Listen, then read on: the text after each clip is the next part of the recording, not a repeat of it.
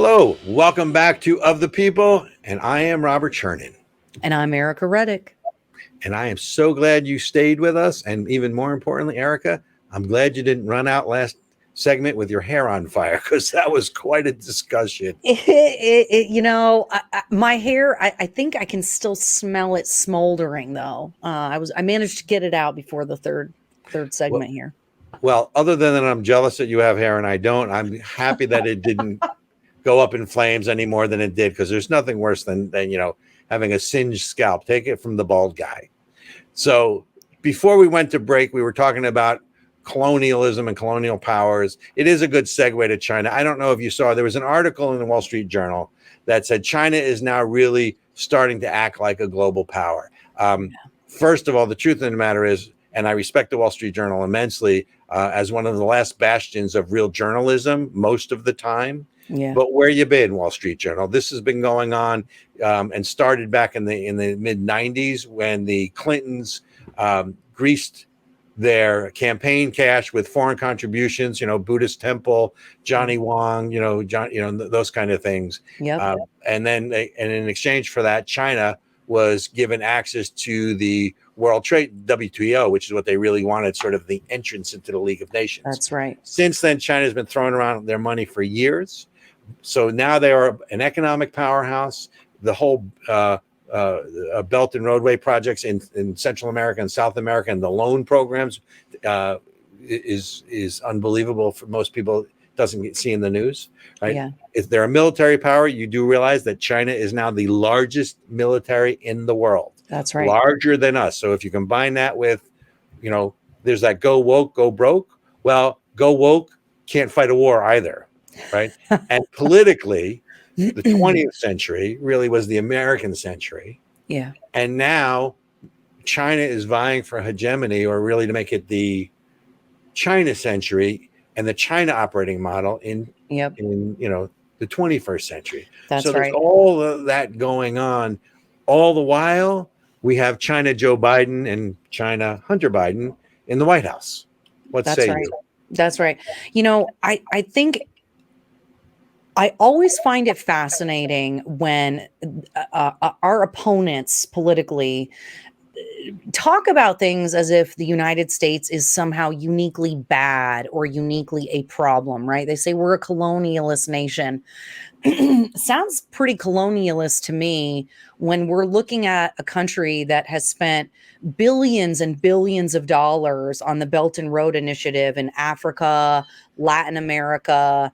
They're printing money, they're giving it away, all for political favoritism, political favors, for the ability to spy, set up military bases, all of these things that I thought were bad for America to do.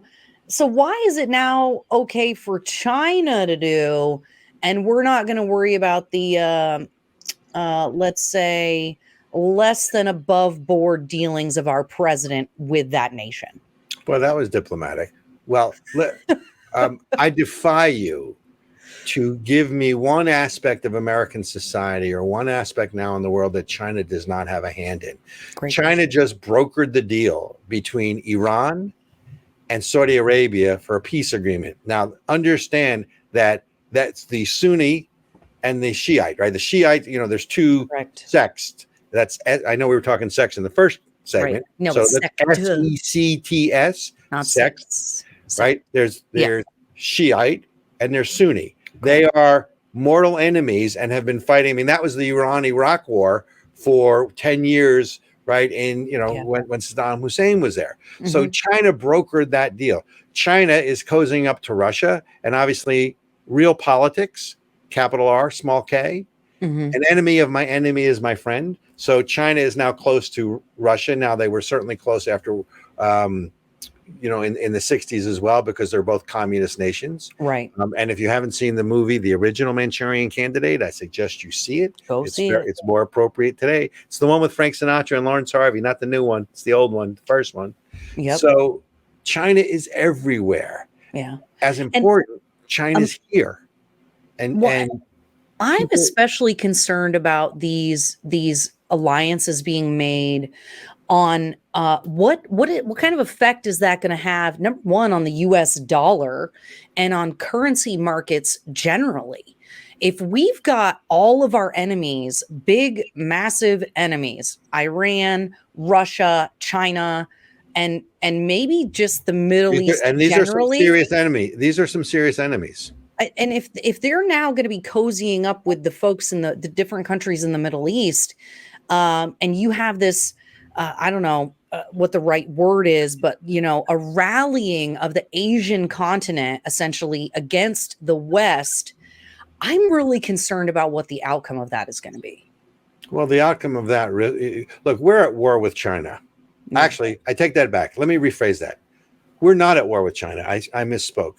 China is at war with us. Part of the problem is we're not at war with China. Now, this started under Trump, and I give Trump credit because he really changed the narrative, because up until Trump as president, China was most favored nation. They still are. They have most favored nation trading status with us.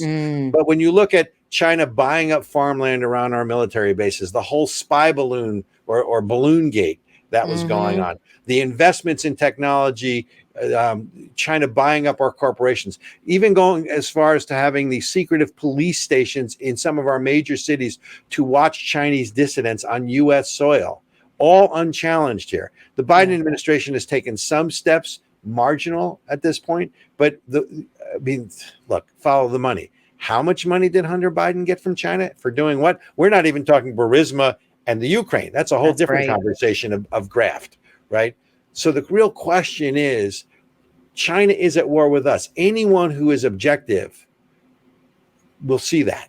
And one of the next times we talk about China, I have a book I want to show everybody, because if you haven't read this one, it was written by a Chinese professor who was here visiting our universities in the 1980s and basically said, here's how China can defeat America within.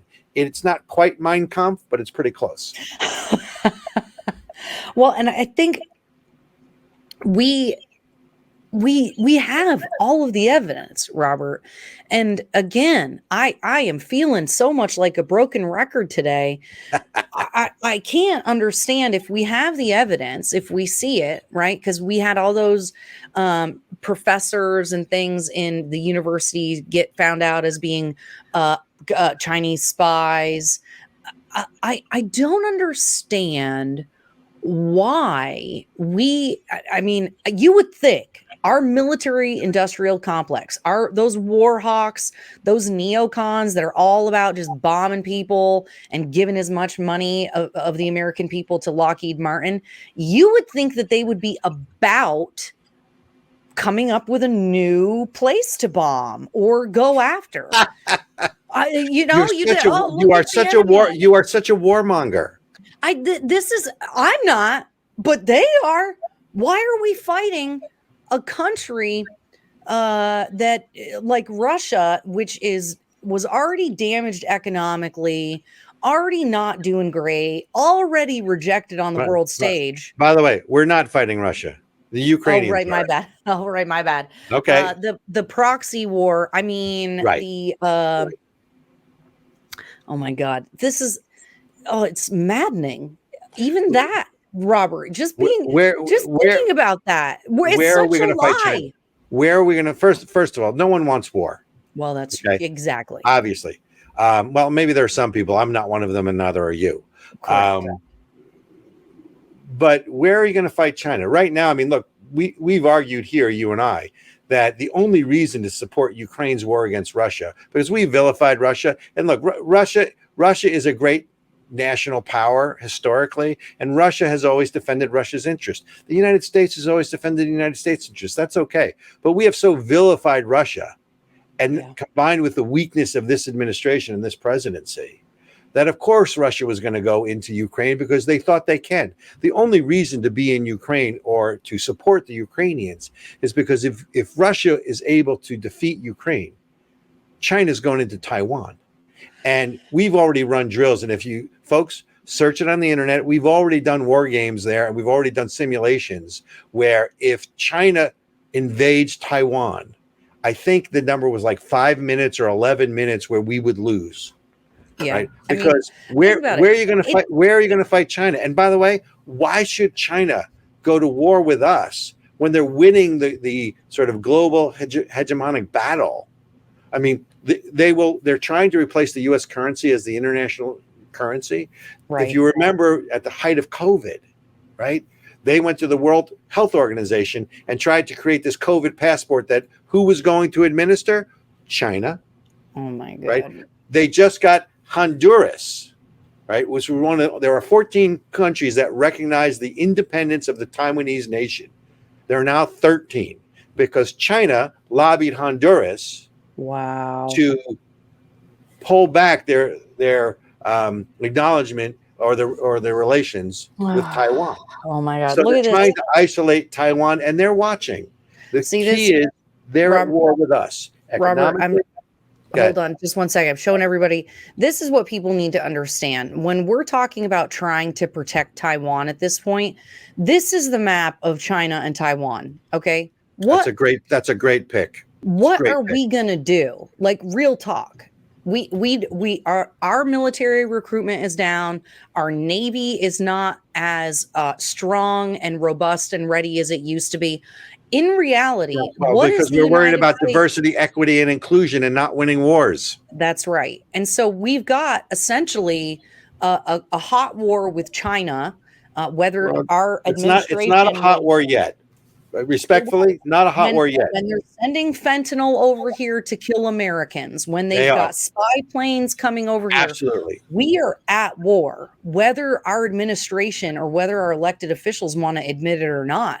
And I think that that's, to me, that's the most egregious part of it. They're lying to the American people by not demonstrating, by not telling the truth about how dangerous this country is. And frankly, I don't think us helping Ukraine is keeping China out of Taiwan. I don't think it's going to help anything at all because ultimately You there's might be right. nothing we can do. We don't have the money or the manpower to actually fight against these imperial powers. Somebody Well, might disagree with me, but yeah. Look. We are in support of Taiwan. I believe there is a delegation that's heading over there, much to the chagrin of the Chinese Communist Party. We're giving them more military equipment. I believe we moved some aircraft carriers into the area, but it's a powder keg. And, there's a reason that the NBA won't go against China, right? Because of all the money here. I mean, when you follow the money and the things that they've bought and the message controlling and the extermination of the Uyghurs, right? that's right. That no one's now talking about anymore. Even the Muslim countries are not speaking up about the genocide of the Uyghurs, who are Muslim in China. Why? Right. Because China is now asserting itself on the global stage to a level that they haven't before, in the hopes of making this the Chinese century. Because really, when you think about it, back in the 20th century, America on the ascendancy, America, really the global power over any country. So the American model was really the operating model in the Declaration of Independence, freedom, human rights, Yep. individual rights. And we can argue all day long about whether or not we should have tried to export democracy. I'm one of those people who believes we should not. Now, I'm not totally an isolationist either, but democracy the soil has to be tilled and fertile to take a democracy. And we were trying to overlay democracy in plenty of places where there was no historical roots to it. Well, and it was regime change. Oftentimes, those were also regime changes facilitated by the CIA. And so, if it wasn't asked for, wanted, our CIA regime change. No. Operation Mockingbird, all of the crazy things that they've been doing. That's part of the problem is you can't instill a democratic system on people who don't want a democratic system or didn't ask for it. I agree. And look, so that's what you're seeing with China. So if you haven't seen this Wall Street Journal article, I'd suggest you read it, but it's the tip of the iceberg. You're right. So much is out there and no one has connected the dots. And again, the problem is, and I think we're starting to inch in that direction cautiously, which means maybe there are some adults in the room in the Biden administration, but with all the money that flowed, to the Bidens, either directly or indirectly from China, I won't say that China owns us, and I won't say that China owns the Bidens, but the relationship is just really concerning. And the fact that we haven't really taken on China on the different fronts, whether it's diplomatic or economic or other things, and we're really in a defensive position, shows that we're not at war with China, but China is very clearly at war with us. So colonial power or not, because the Chinese model is an autocratic model. Remember in the first section, wait, I can read it again, fascism, or maybe I threw that definition out, right? Totalitarianism, right? Autocratic regime. That's really the Chinese model. And here's the thing. Think of all the U.S. politicians, whether it's, and Fauci is a politician, whether you call him a bureaucrat or not. But think of all the U.S. politicians that are now speaking favorably about China, and more particularly, and we're not talking about the Chinese people. We're talking about the Chinese government, the CCP, the Chinese Communist Party. Let's be clear on that, right? We're talking about the political model and the political machine. How many U.S. politicians in various stripes and shapes and sizes are now praising the Chinese model and that the Chinese got it right. These are the guys that lied to us about COVID and Wuhan. Money, right? Robert, it's always about the money. But that takes you back to Lockheed and the other ones. It's about the money, right? It's about woke politics and money. And I believe it was Eisenhower who warned about the military-industrial complex. Look, not that I don't support the military. I do. They keep us safe. At least they used to keep us safe. Now they're worried about colors and rainbows that's just like separating the CCP from the Chinese people, right? Like, I'm not mad at the rank and file military. I'm mad at the leadership. I'm mad at the executive branch, which leads the military. Just like in education, when we change the focus of what the thing is supposed to be, right? Like the military is supposed to fight and win wars. When we change the focus from fighting and winning wars to making people feel good, we're going to get a very different outcome if we ever have any kind of a military conflict. Do you know when that started? No. So if you go back in history, during World War II, it was called the War Department. Okay. They changed it to the Defense Department. What's in a name, right? So because the military's job is to fight and win wars. That's it. That's it. It's not about regime change. It's not about aid. It's not about anything. It's about fighting and winning wars, defined as what's your objective and how do you get out. Right. Those are the two things in any war. But look, we're getting far afield and we are running up against the clock here. So I want you to promise me something. I want to spend one entire show on China because there's so much to go into. But I want our listeners to understand something. China is our enemy number one, and they are at war with us. And if anybody wants proof, have them reach out for me. Right. Robert. ROBERTC at ASEC, ACEKFUND.org. And I will give you all the proof you need. The dots are there. The politicians don't want to connect the dots. China is at war with us. We are not at war with them. And we really need to step up our game and challenge the moves in the international chessboard that China's doing, both around the world and right here at home in this country, economically, politically, technologically, and more. That's right. And you can support that effort by going to acekfund.org, ACEKFUND.org, learning more about our fight for American excellence and making sure that your kids don't end up a bunch of wokies. Folks, you have been listening to Of the People. I'm Robert Chernin. And I'm Ericka Reddick. Thanks so much for joining us.